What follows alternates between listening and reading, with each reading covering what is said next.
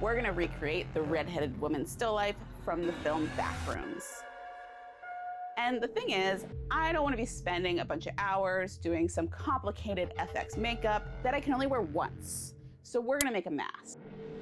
And they say that the Backrooms have an infinite amount of space. But unfortunately, my art room does not. So we're gonna be liquidating some inventory and creating this mask without buying a single supply. Finally, can do something with these extra paper masks. I definitely have a love-hate relationship with this particular style. First off, out of the package, the eye holes like to sit in my eye sockets. Kind of what I would imagine it would feel like if you were trying to remove your own eyeballs with a spoon. I like rusty spoons. So, not very comfortable. Also, the head shape is a little wide. Aside from the glitchy repeated features, her head really isn't oversized. Pressing the size of the mask really did help to kind of form fit it, and just have to cut the eye area away. Already much better, though it is a little bit long. This would be a good starting point for Captain Clark though. We're gonna shorten that by cutting the chin down, and I also cut a hole in the nose because I figure I would be able to breathe through the sculpted nostrils. That way I won't feel like I'm suffocating. I have half a bag of foam clay left over. I'm pretty confident this is enough to do the project, so let's just hope I'm right. Just started to sculpt the nose and multiple sets of lips. Since the bottom of the face has the most detail, I do like to use foam clay in stages. It just makes it much easier to build up shapes by letting the base dry first. Like this nose bridge that has to go over the eye, we're just gonna get a starting shape and refine it later. Not too shabby for a first layer. While that dries, we can start on the eyes. To make them really pop, I wanted to use these half domes. I have a ton left over from an old project, so any excuse to use them, I'll take it. I could just back paint these, but I wanted to try something a little different. Gonna take some EVA foam, cut them into a rough circle. Do need to shape the foam a little bit better. The idea is that this will be the iris or the color of the eye. Then I could just back paint the outer areas white. That way it gives it a cool effect if you're gonna see the eyes from the side, making it just slightly more realistic. So originally I was thinking that I would be able to see through that corner of the larger eye, but realized I should probably go ahead and just punch out the pupil, because I figured it would be easier to see out of that spot than the corner. Used eyeshadow to add a little dimension. Paint some striations to add texture. Now I attached these with some UV resin just on the edge of the foam. It's a lot easier to get a thin line around it than if I were to use something like hot glue. Back painting the weight of the eye, and they're ready to go in the mask. A small amount of foam clay is gonna just help keep the eye in place, so I'm gonna have to be gentle until the clay fully dries. Just getting a basic eyelid shape, but we're not gonna try to overwork the area. Can start fleshing out the chins and the features on the sides.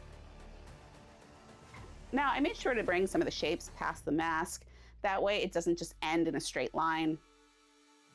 And really need to smooth out the clay as it goes into the forehead. The clay is starting to stiffen up, so I was able to add a little bit of detailing around the eyes, but I don't want to push it. So we're just gonna set that aside for it to dry. Luckily, I do have a red wig, but it's a little too long. So while the mask is drying, let's do a big chop. Now, if you're watching this, I'm gonna assume you have already watched the film. Do you think that the redhead is a misremembered copy of Clark's ex-wife, Barbara, or just a random stranger that just happens to have the same hair color? I'm just curious about what you think, so let me know in the comments. Start with a warm undertone so the final product just looks a little more alive. Did take the time to avoid the eyes as much as possible, and yes, I could have protected them with some latex, but for whatever reason, I decided I didn't want to take the time to do that. I might be paying for that later. Now, I don't have a ton of acrylic paints, especially in skin tone ranges, and we're not buying any. And I don't want to sit around making a bunch of custom colors. So I'm just gonna grab my makeup palettes for this.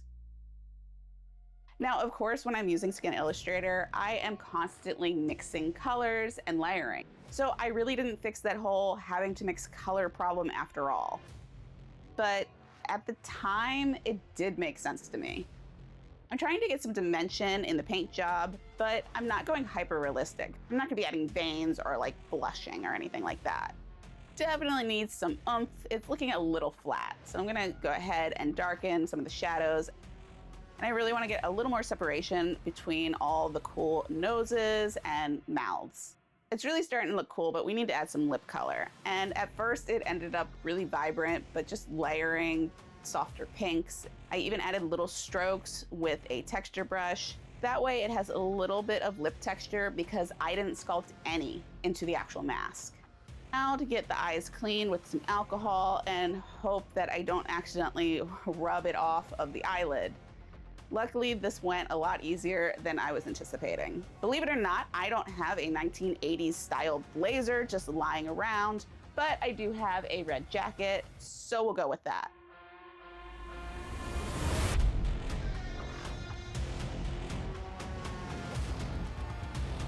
Well, I definitely have a last minute costume that I can use in a pinch. I also challenged myself to turn into the monkey using only old supplies I had lying around. So click over to the next video and I'll see you there.